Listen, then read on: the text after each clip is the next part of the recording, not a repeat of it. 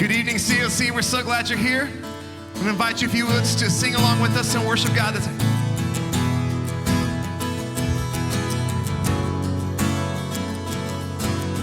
Sing it out.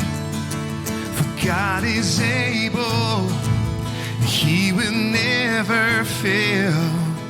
He is Almighty God, greater than all we seek, greater than all we ask.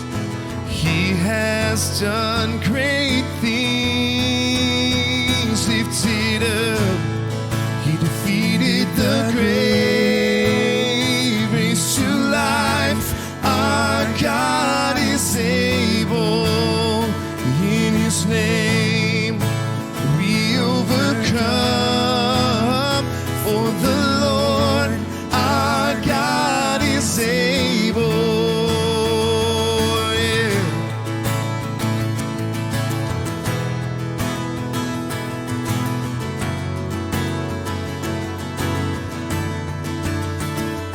God is with us. He is on our side. He will make a way.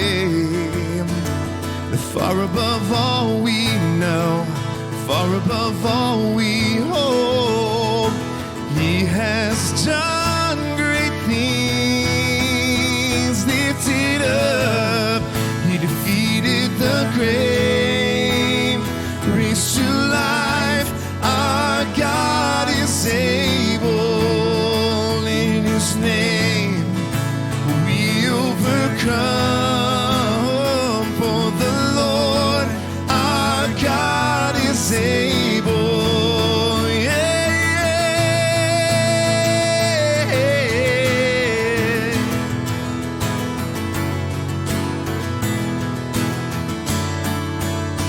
For God is with us.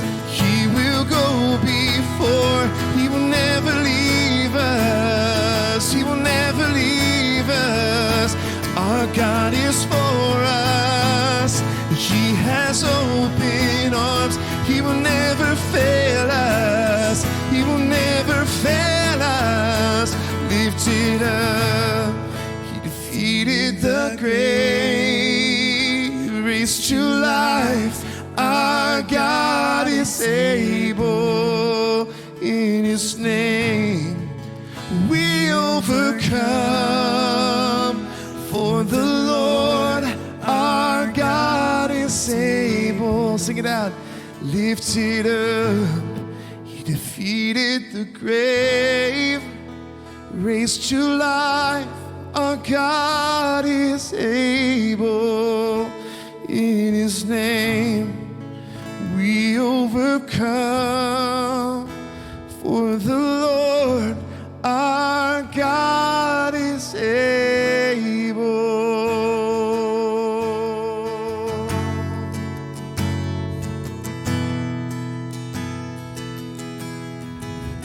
You give life, You are love, You bring light to the darkness. You give hope, You restore every heart that is broken. And great are You, Lord. It's Your breath in our lungs, so we pour out our praise, pour out our praise. It's Your breath in our lungs, so we pour out our praise to You only. And great are You, Lord. Sing. You give life, You give life, You are love, You bring light to the darkness. You give hope, You restore every heart that is broken. And great are You, Lord.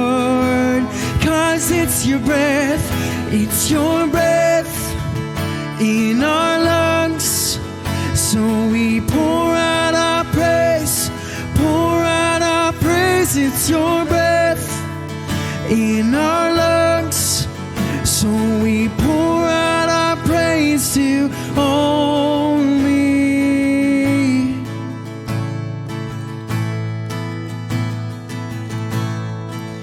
to you alone.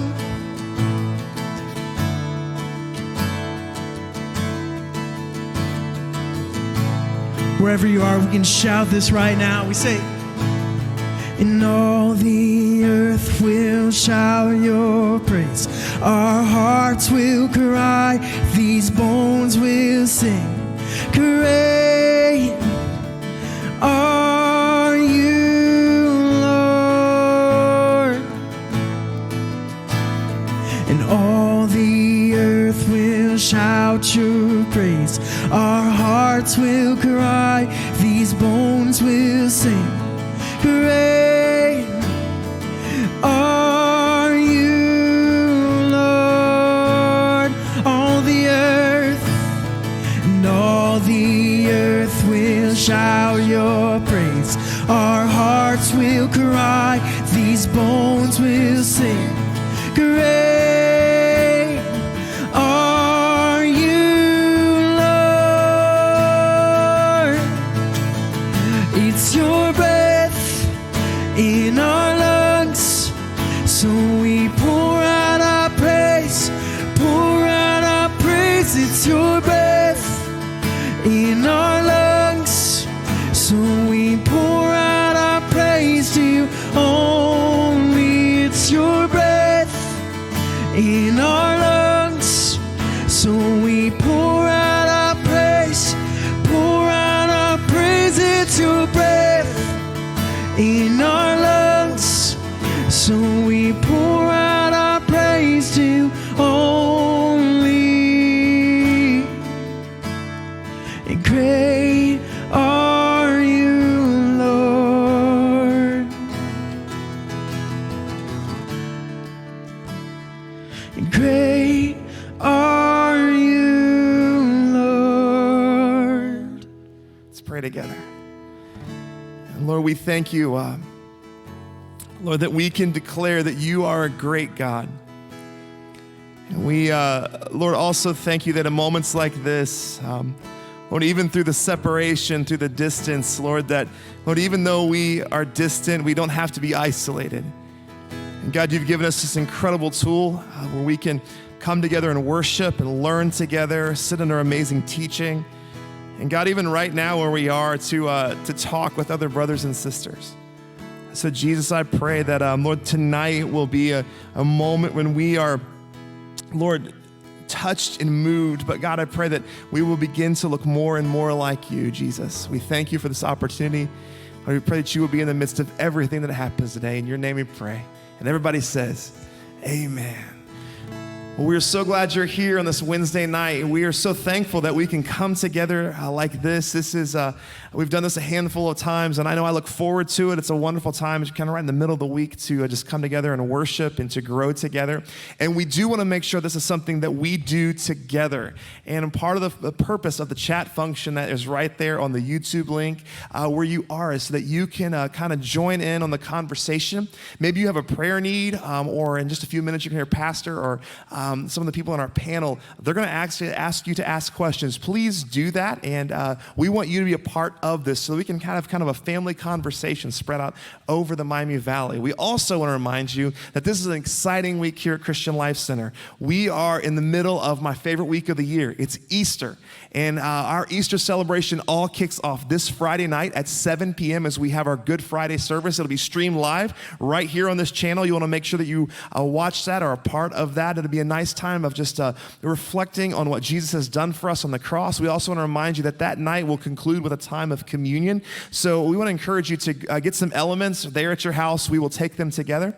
And then our Easter celebration continues on Saturday at 5 o'clock, Sunday at 9 o'clock, and Sunday at 10:45 in our normal service times as we celebrate the fact that He is risen. And you're going to experience an amazing Easter service right there in the comfort of your own home. And we want to encourage you to invite people. Please share online, be a part of that, to encourage people to be a part of what God is doing so that they can experience the resurrection of Jesus Christ. So we are so glad you're here. We got a great night planned. And so right now we want to turn over to Pastor Stan.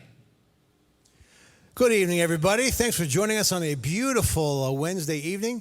And normally we have a brief time of worship and then classes, adult classes, kids and youth activities Wednesday nights.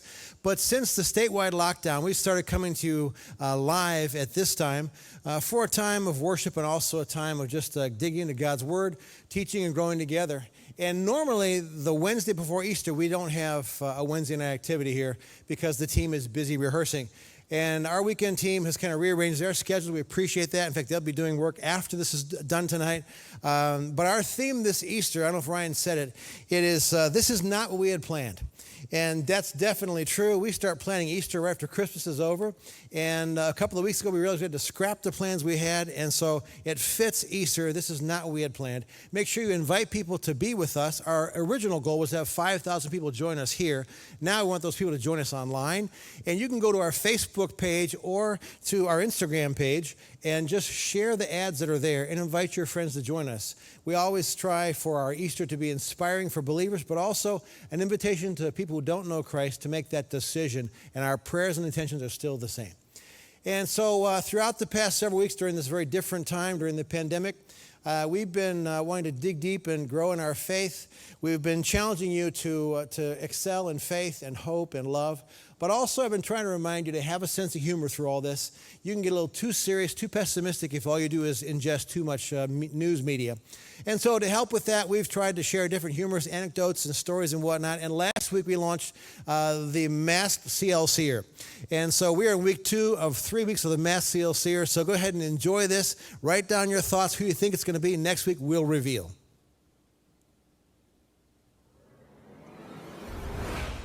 Greetings, it is I, Comet the Great.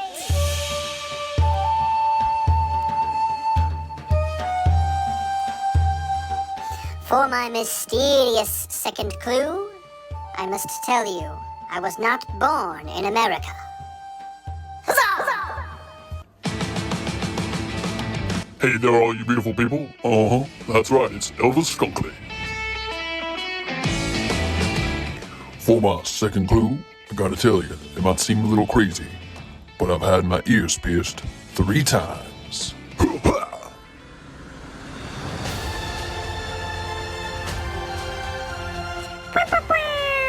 It's your boy Frosty the Spaceman. And my second clue is during my basketball career, one of my coaches was Pastor Stan Tharp.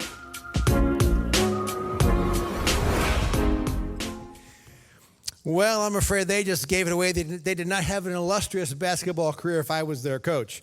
So hopefully you're making progress guessing who the masked singers are, and we'll give you the final one next week. Tonight, I'm thrilled that we're taking a little different format. We're going to do a Q&A with some very special guests that we have with us. Dr. Terry Carell and Dr. Susie Nelson are with us, so thanks for joining us. They are both board-certified psychiatrists. They also share our faith in Christ, and they are on the faculty at Wright State University, the medical school there. And so we asked them if they would address, from a mental health standpoint, the whole coronavirus pandemic that we're going through. And let me say that this evening, you can chat your questions in. So as they're talking, if a question hits you about the mental health aspect of this, please feel free to chat that to us. And at the end of their time of sort of presentation, they will address those.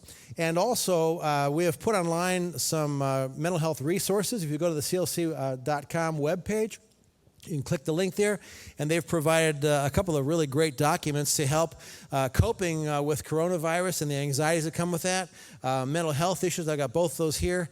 And we also posted from last year's mental health sermon series several Bible verses that support that good internal state of well-being. So with that said, I think my first question, I'll go to Dr. Carell. For starters, we're all saying COVID-19. Can you tell us what that stands for, maybe kind of how to identify it? Yeah, I kind of like the definition of terms. So the coronavirus disease identified first in 2019. So coronavirus disease 2019 shortened to COVID-19. I guess it fits better on t-shirts, right? So some of the common symptoms you might know that we're all hearing on TV would be a cough, high fever, and then other viral symptoms to include fatigue, just muscle aches, GI symptoms. But it's the cough and shortness of breath that concern us the most, because very specifically this virus overwhelms certain people to the point where they need ventilator care. And that's the struggle in our country, running out of that sort of medical support for them. And I'm sure you've heard all the measures to take advantage of. We're trying to be properly socially distanced among ourselves. We probably share a table otherwise. And so you do the same. And Dr. Nelson, are there groups who may respond more strongly to this crisis? Yeah, and so as Dr. Carell had said, because this is a respiratory illness, a lot of our older population will be more susceptible to the illness and at higher risk by getting it. And then also people who have chronic medical diseases and other people that may react pretty strongly to it, besides just those who may be at higher risk for having complications, are going to be children and teenagers. Certainly we have a lot of people that are working out there on the front line trying to take care of this, and you've probably seen that on the news. So a lot of our healthcare workers and first responders are definitely going to react to this crisis in a very profound way. And then certainly people who have mental health conditions and may just kind of be more susceptible to stress. With that being the case, if a person knows themselves and they know they already struggle with anxiety or depression, what could they tell themselves? What would you suggest them to kind of keep in mind? Yeah, definitely, we want to be thinking about, how can I maintain calm and health and do things naturally to be able to reduce my own stress? How can I have a state of mind that's going to be able to help with reduction of that stress, no matter which of these groups might be more susceptible to kind of feeling in crisis because of this? If we can bear those things in mind, that's going to be helpful. And that's a lot of the things that we're going to talk in more detail about this evening. Great. Dr. Carell. Well, let me emphasize at that point, though, people that are already in mental health care or substance abuse care, we highly recommend that they continue connecting during this time, particularly since all providers are making themselves available, usually through telehealth methods right now. So continuing your regular mental health care if you're already receiving it. And that's almost counterintuitive, because a lot of us aren't doing what we normally do, like you can't go work out and whatever. In a crisis, you tend to let go of activity. If you're in that care, you need to kind of focus in even more. All right. Dr. Carell, tell us, this is an unprecedented situation in our lives. What are some of the expected reactions as we go through this? Well, certainly our coping mechanisms will be tested during this time. Our past history and how we've coped is one of the more important things that we look at. If we've coped well with difficult adversities in the past, likely we have good coping and resilience, and we will do so during this time.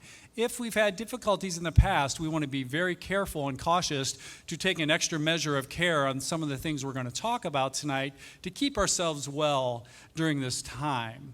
So we all have a natural tendency, I would say, to have overflow symptoms when we're overwhelmed or when we're stressed to the max, let's say. So there's a way that's characteristic for each of us. Some of us become quiet and sullen, and then we kind of withdraw from our normal supports, and we just try to hide out through the stressful times. Some people indulge in normal comforts, maybe comfort food and other sorts of things, or even patterns of behavior during these times of stress. And some of those can serve us well, and some of us not so well, and we'll talk about some of those. Some people become very detail-oriented, task-focused, and they would just want to make lists of things to do and just to bore straight through this thing. And that can be productive to a point, right? Some people go the other direction. They just lose all motivation during this time. They feel drained, no energy. They don't want to shower. They just want to binge watch Netflix and eat whatever snacks they can get their hands on. So that's their way of handling this overwhelmed time.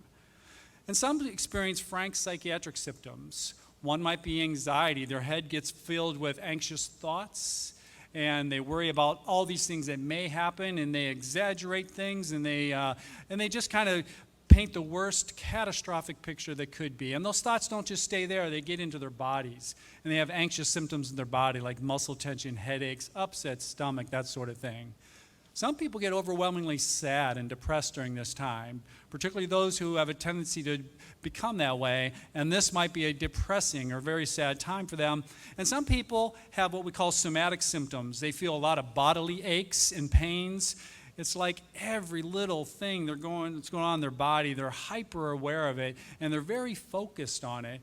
And I would say, probably as a funny aside, Dr. Nelson and I probably noticed that in medical school, where when we were learning about any certain illness, we would just tune into our bodies and we would just wonder if we had that. You know, my funny one was, I just was sure I had an ovarian cyst during that course, but I didn't, of course. So, Wasn't expecting that. That was good. Dr. Nelson. I think it's really important to acknowledge that what we're dealing with right now with COVID-19 is ultimately a disaster. We certainly in this area, we survived the natural disaster last Memorial Day of the tornadoes that had come through this area. And a lot of times when we think of a disaster, we really think of it as being this one-time event that's very demarcated. It may be very sudden in onset and then suddenly goes away and it leaves kind of a path of destruction. And what we're in the middle of right now is a disaster that's a pandemic. And so it kind of begins and it has this kind of uptick to it that we've seen, and we're living in the middle of it right now. So when you think about what a disaster brings, it's totally normal and very natural that we're going to feel stress in response to that. There's going to be a certain amount of anxiety, worry, just sheer fear. Being scared is very natural and very normal during this time. And then there's a lot of loss that we all feel. The loss of those normal, typical daily activities and getting out there and being able to see people. And so we are grieving that loss right now. And that loss, among other kinds of losses that we go through in the midst of a disaster, definitely bring about certain responses in all of us. We're going to fear and be worried about our own health and the health of people that we care about, our loved ones. And that fear is going to, for some people, be overwhelming, and it may wax and wane at times, where there's days that you feel like you're okay, other days that you feel intensely afraid, and then still days that we might feel even a little bit numb. Changes in how we do things are going to then result in changes in sleep patterns and eating patterns. And certainly some of that is part and parcel of our daily routines changing, but then when we feel stressed and overwhelmed and fearful and we are grieving, we're going to go through those kinds of changes as well. And some of those changes in how we take care of ourselves may be a part of that. You may notice that you have difficulty with concentrating on things. It becomes very difficult at times to focus on the things that we are normally focusing on every day, particularly because of that routine being very different. But just the sheer feelings that we deal with also interfere with that. People who have chronic medical problems, and certainly people who have those somatic symptoms like Dr. Carell had talked about may notice an uptick in those health problems just becoming worse. We know that there is a very strong mind-body connection, and so when our minds and our psyches are overwhelmed by the stress that we feel, that can sort of manifest in feeling differently physically. So we may get worsening health problems. And then some people are going to have a tendency toward wanting to try to do things that they may see as being helpful, like reaching for alcohol or tobacco products, other drugs, that type of thing. Okay. Dr. Carell, tell us, what are some of the common signs of a person who's in distress? I'm not doing too well. What should they look for in themselves or in their loved one under the same roof? So I like the term distress here, and there's another term, eustress, is the flip side of that, good kind of stress. So when stress hits and it goes on the negative side and people feel distress, certainly there's some feelings of numbness that sometimes people feel, disbelief that this is even happening, that sort of thing, straight up anxiety, fear, and then overwhelming panic attacks. Some people have extreme reactions like that. Certainly changes in appetite are common. We joked over the weekend about maybe eating more and maybe gaining a few pounds during this time. Some people lose their appetite entirely and they stop eating or reduce their eating. Reduced energy levels are very common, and reduced activity levels are common. Sometimes people go the flip side of this and they're more energetic and more active and they're trying to just bore through things. So it goes both ways depending on your nature and your temperament. Again, people don't think as well as typically when they're stressed. They don't think as clearly. Oftentimes they're laying up in the middle of the night trying to figure this out and try to figure out what the next steps are, when they could go to the grocery store and gather those groceries in the most safe way. And it interrupts with their sleep, or they have the phone on during the night trying to keep up with the news. Some people are having straight up nightmares, that sort of thing. We talked about the physical reactions. There can be a whole host of those, including our chronic medical conditions like asthma, diabetes, hypertension, actually getting worse during this time. And if we're in a distressed mode and feeling overwhelmed, certainly our immunity goes down, and then we can be open to a whole host of more illnesses, including influenza, COVID-19, and whatever else. So it's important to keep ourselves at our best during this time. Sometimes we notice that we're more angry, short-tempered, short-fused, and we're just straight up irritable more often then. And that's common often when we're cooped up in the house together and we get this cabin fever feel, and we're just feeling like we're missing out in our normal lives and we're missing things. And then there's the increase of negative behaviors like substance use, that sort of thing. But I also like to include other negative addictive behaviors like eating too much, maybe gaming, online gaming too much to a point where it's impairing your life, social media too much at times to a negative degree, online shopping, pornography, or whatever thing that's negative for you. Sometimes people have an uptick during these times as a way of compensating, I guess, to try to handle their dis-ease with this situation. But as I said in the beginning, on the flip side, some people handle this well, and they actually rise to the challenge, and they're actually stimulated, motivated, and energized. And that's what we're hoping that we can kind of instill with just some good ideas tonight. So on the eustress side of this, where they experience the stress, but they handle it in a good way, actually people can grow through this, and the people we care about, our communities, can actually get stronger. And I want to point that to the concept of post-traumatic growth. We're very accustomed to the post-traumatic stress side of it, where people are experiencing terrible things and they have a negative outcome. But in a case like this, we're hoping we can all have a post-traumatic growth kind of direction after this. Okay, so while we're talking, it's easy to sit and hear a couple of very well-versed psychiatrists kind of dump all this perspective and thought out there, and you just kind of listen. Stop for a second. I'm assuming most of the people watching us are adults. You may have some kids in the room, but it's going to be landing most with us as adults. Where are you at so far in what you're hearing as far as it applies to me, doesn't apply to me? So just tell yourself, boy, I'm at a high level. A lot of this stuff applies to me, or I'm at a moderate level. There's some that does, or I'm very low. None of it does. I don't think any of us are low that none of it does. But start to get in touch with you in the first place and how it's impacting you, because it's been going on now a while. And if we're problem solvers, hard chargers, we kind of keep go, but you have to stop and do that internal check. Do an internal check for you. You might be a mom or dad or whatever, single parent, and you haven't even thought a lot about how you're feeling, how you're doing. As they're describing these characteristics, are these pointing to you? Because they're going to give some things to do about it in just a moment as well. But before we go there and talking about our kids and our teens, Dr. Nelson, what are some common signs to look for of distress in children and adolescents? Yeah, and so we've talked about the things that are kind of these obvious responses to the stress that we feel, including sadness and fear and worry. And certainly we may see that from our children and our teenagers, where they may directly express those kinds of things. Other kids are going to be, kind of focused on the things that are obvious. And so I see one of the questions that's come up is helping kids deal with things that are important to them, that have have been canceled.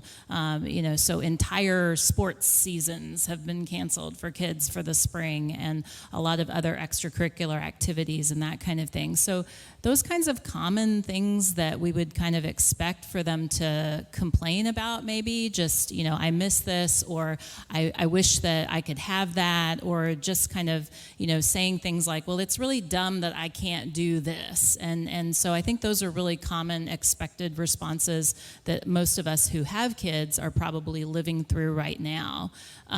Interestingly, one of the things about children and teenagers, when we start to see things like anxiety or an overabundance of sadness or even drifting into depression, is that children are more apt to respond with irritability. So they may appear very directly sad. They may cry and be tearful and need those times when they're alone and they isolate and that type of thing. But they may also be very snippy and just kind of flying off the handle a little bit more, maybe even exhibiting some mild tantrum types of behaviors when they're in distress as well. A lot of times kids, when they don't have a way to be able to express all of the feelings that they feel, the things will come out in their behaviors. And some of that may include like acting out or defiant types of behavior. In other ways, kids might do something that we call regress, where maybe they gained a developmental milestone. Like if you have a younger child who has just achieved the potty training, and you've kind of done your little victory dance with that. Well, sometimes in a period of a lot of stress, that milestone that they just achieved may kind of drift backwards a little bit, and we can see them regressing a little bit in the things that we thought that they had kind of outgrown and gotten past. Kids and teens are also going to do some of the same things that the grown-ups around them are going to do. They may show changes in their eating and sleeping habits. They may also show us some difficulty with being able to concentrate on things effectively and pay attention appropriately.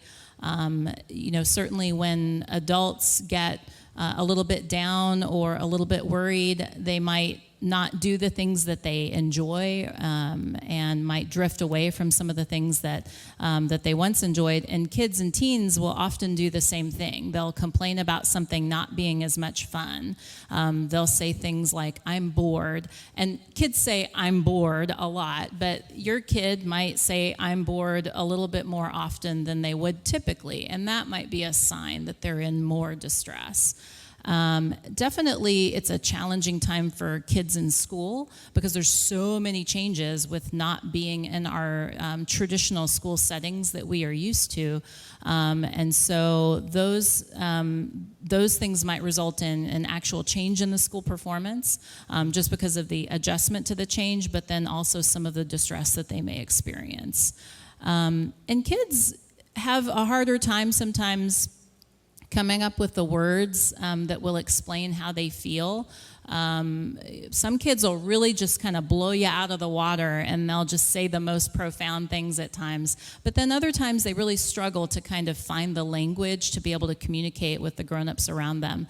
And so at times that will come across as some other form of communication. And we said that could be acting out, but then also they might complain about things like headaches and stomach aches and that type of thing.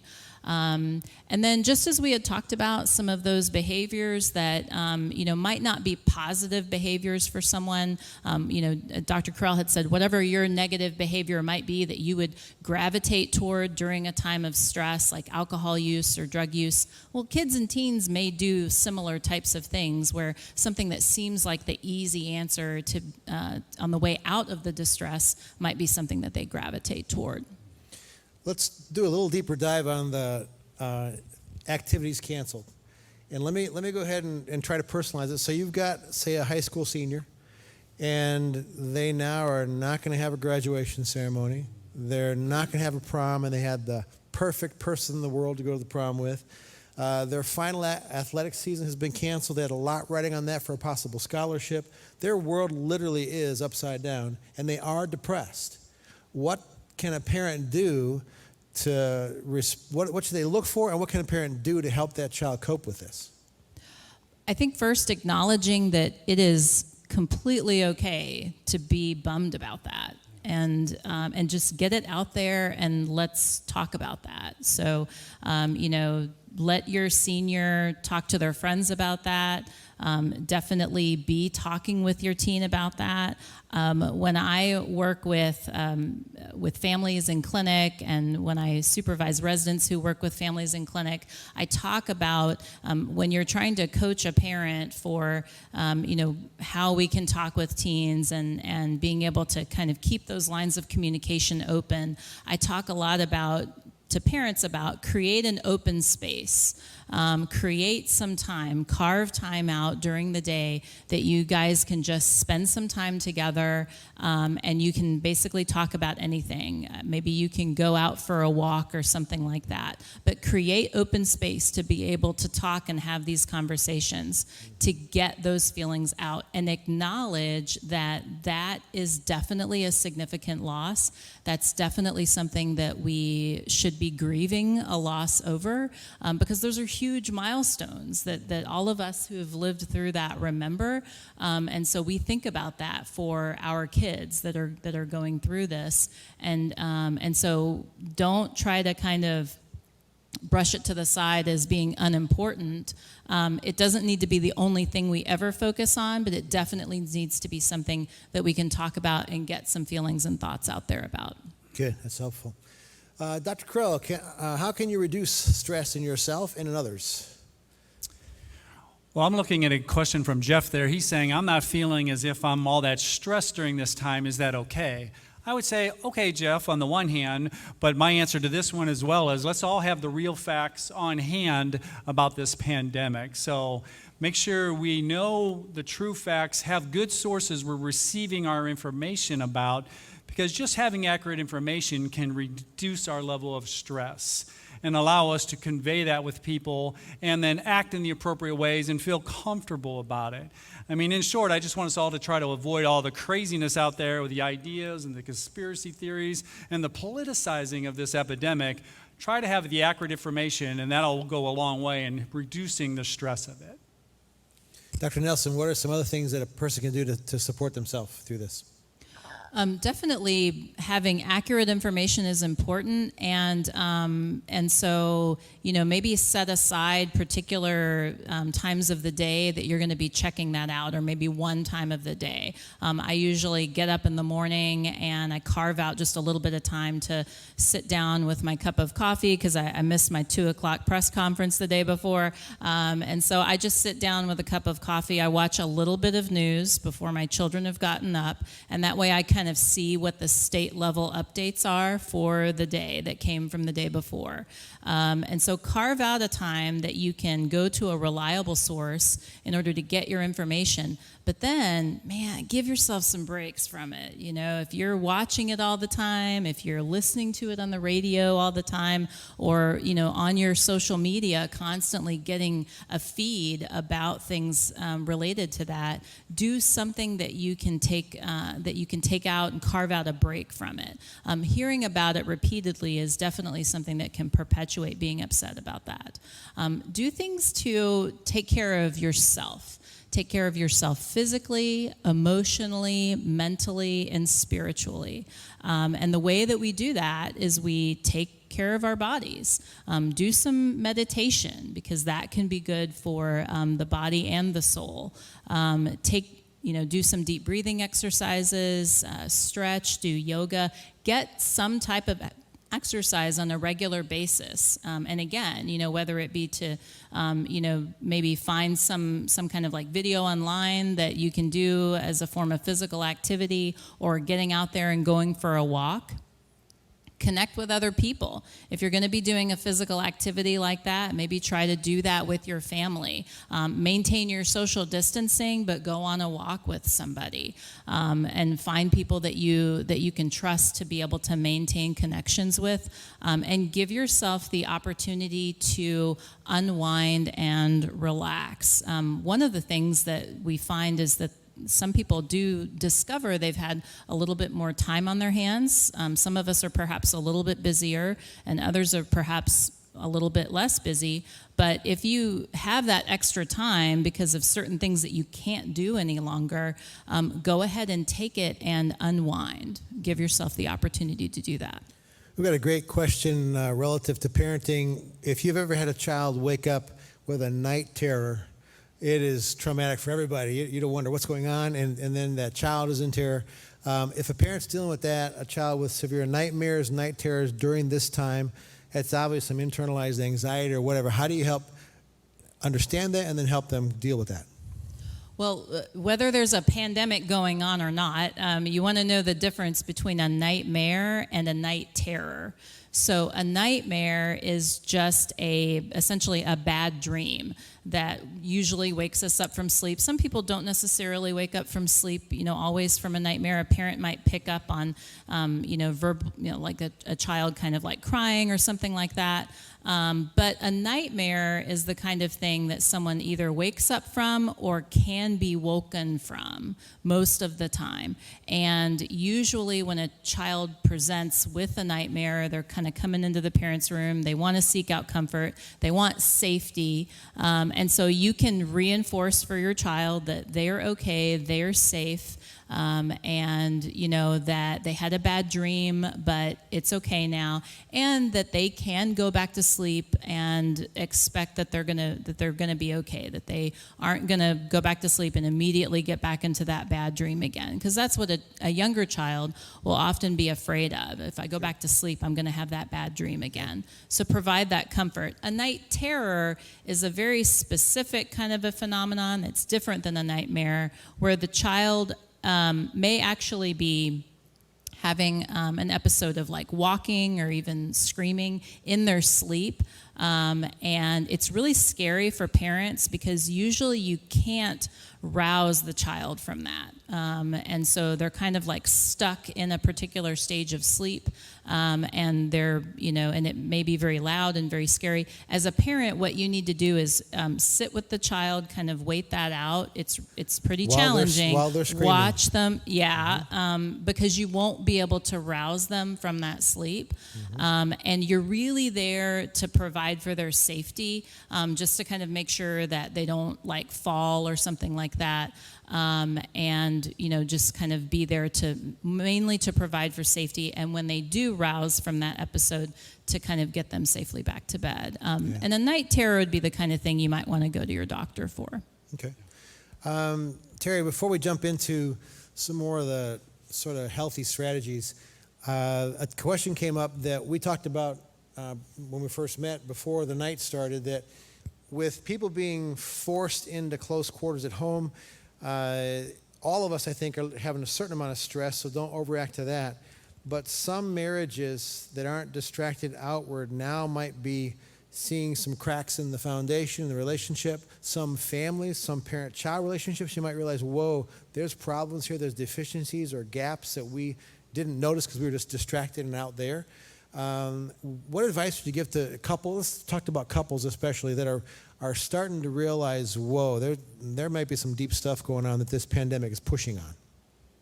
Yeah, I think it was Chris's question we want to acknowledge. Yeah, what if you're getting on your nerves and you don't have your own space and you feel all cooped up together? I think just acknowledging for the first part that, yeah, this is unusual. We're not going to be spending the rest of our lives together cooped up like this, and we're going to have crazy amount of stress at times. And then trying to just acknowledging it and talking it through. I mean, that just becoming aware is what we typically try to do in psychiatry to kind of get people better, make them aware of it, and then they can kind of talk about it through in a rational way. And then as they become aware of them falling into that pattern again, they can choose to do it a little bit differently.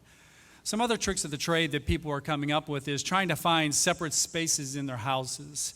So they have their own little space. I know at our house we have 4 people and we've all carved out different spaces, and we've had our online meetings and that sort of thing in those spaces, and that's really helped give us some private time, and just acknowledging that that's okay and we need that. And it feels like we're on an extended vacation and we can't get away from each other of sorts. So we want to kind of acknowledge that and be okay with that and work through it and do some nice things like go on walks together and experience the neighbors. It seems like I've met every neighbor multiple times over the last weeks and had nice distant conversations with them. So experience the blessings that are involved in this, realizing that, yeah, it may bring out our worst sides as well, but at least now we're aware of that dysfunction, and now we can kind of examine it and work on it, is what I would say. And to the couple or the spouse who may be freaking out, oh no, this is way horrible than I thought. Can they normalize that? It's like, okay, so maybe your relationship is not pandemic proof, but most of us long term aren't pandemic proof. When you get back to more normal, you can manage a healthy relationship. How about putting things in perspective during a time like this? How do they do that? How do they, I don't know, not panic? Well, yeah, I mean, I think you just said it well. I mean, you sound like you have a master's in counseling or something when you're talking tonight, which he does, by the way. So, I mean, just people putting into perspective, like you say, I mean, just acknowledging that there's a real problem in a situation there, and that this is an unusual environment. We're not going to be knocking elbows together for extended periods of time. There will be an end time here, and we'll go about our normal lives again in our normal, healthy patterns. And I like it when the stereotype of a psychiatrist that these don't meet is that they just want to prescribe a pill for something. You're not wired that way. And so they're far more looking at holistic, healthy things that a person can do through lifestyle, through attitude and healthy behaviors.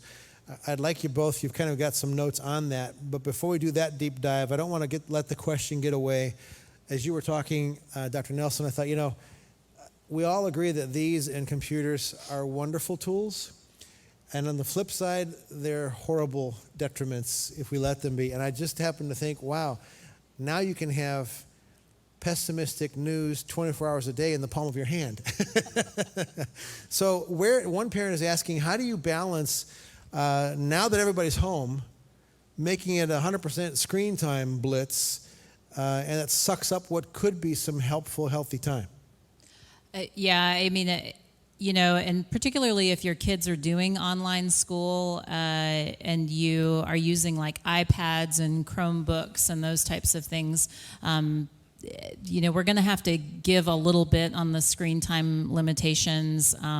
So I should have had the kids close their ears before I said that. Because I have a, you know, we generally have a recommended cap for that every day of like 2 hours a day. But if wait, say that again. How long? So the American Academy of Pediatrics recommends a limit of 2 hours in a 24-hour period of screen time. And so that 2 hours is not it's not a minimum right, and it's not the start of the bargaining time. It's actually the end of the bargaining time. And does that change with ages, like preschoolers, elementary, adolescents, as far as the amount of time?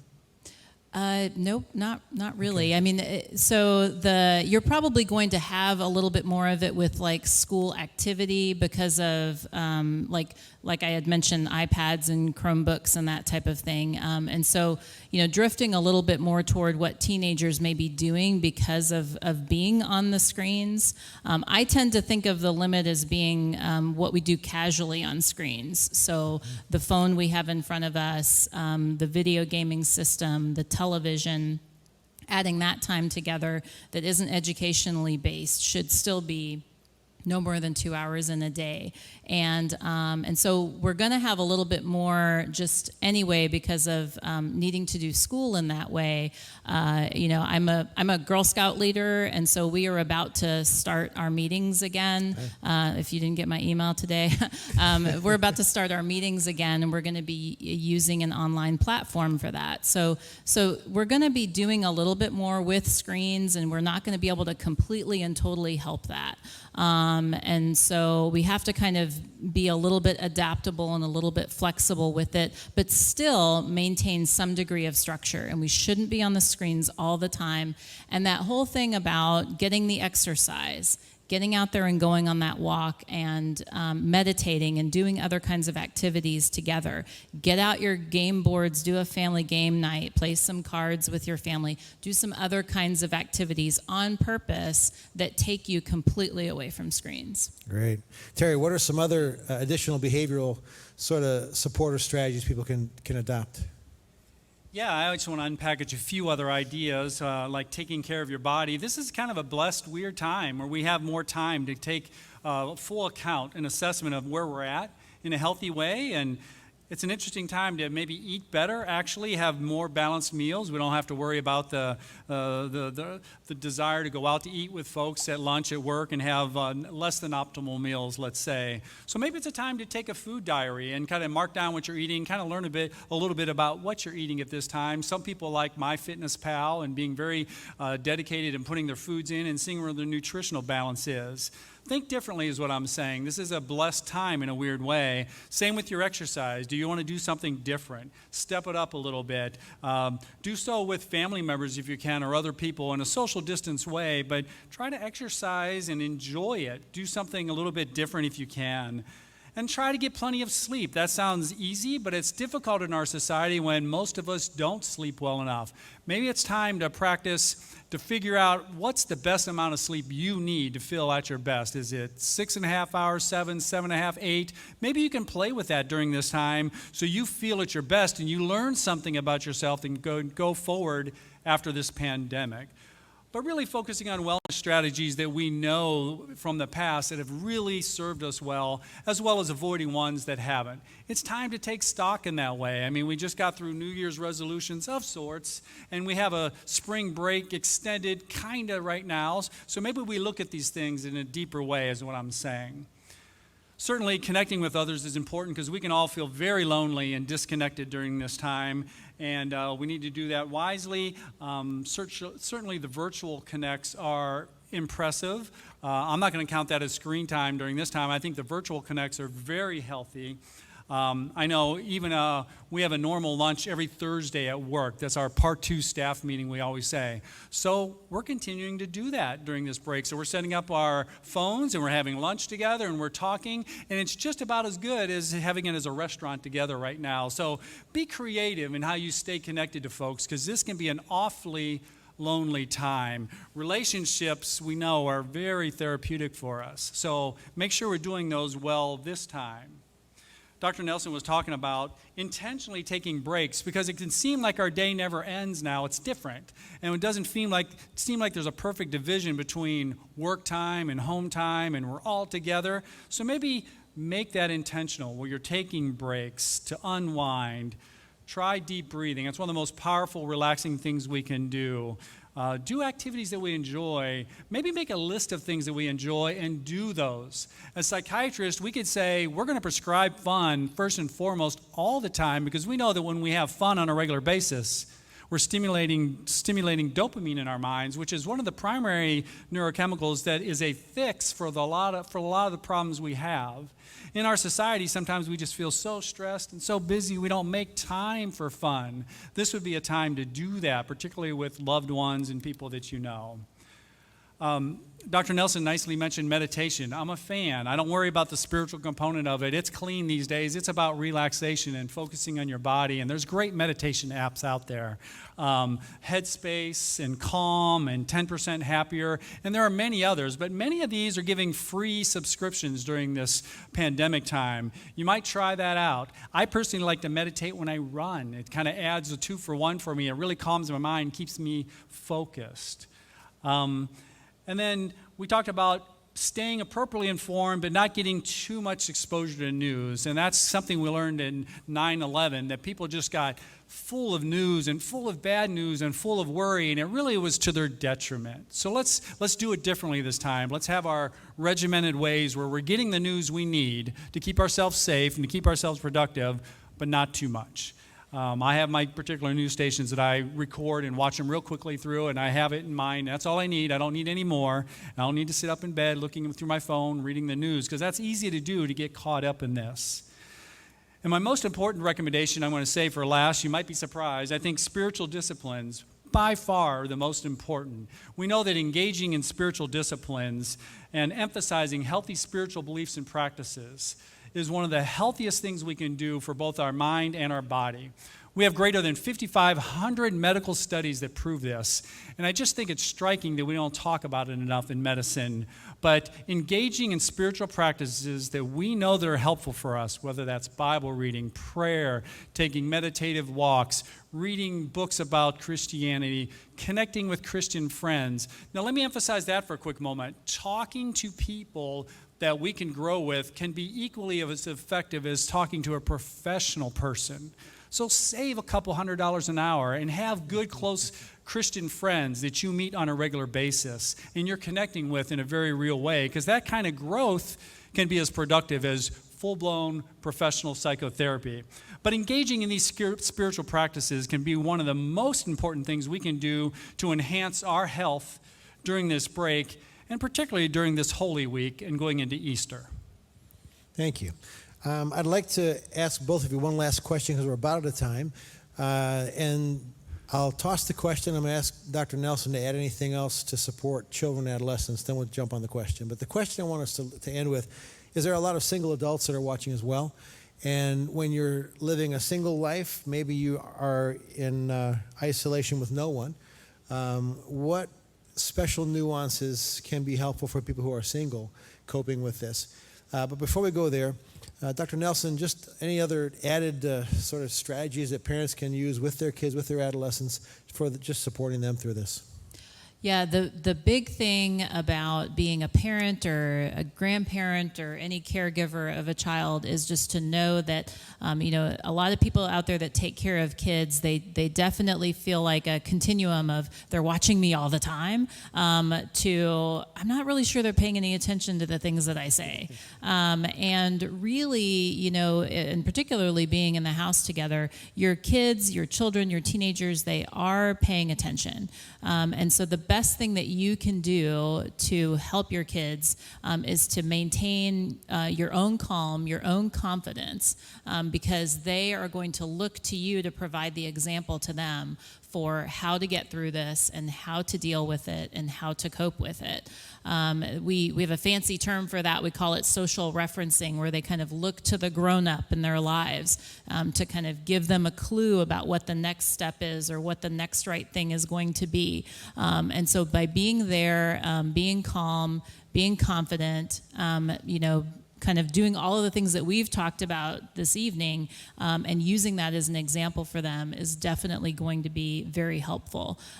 And definitely be a role model for self-care.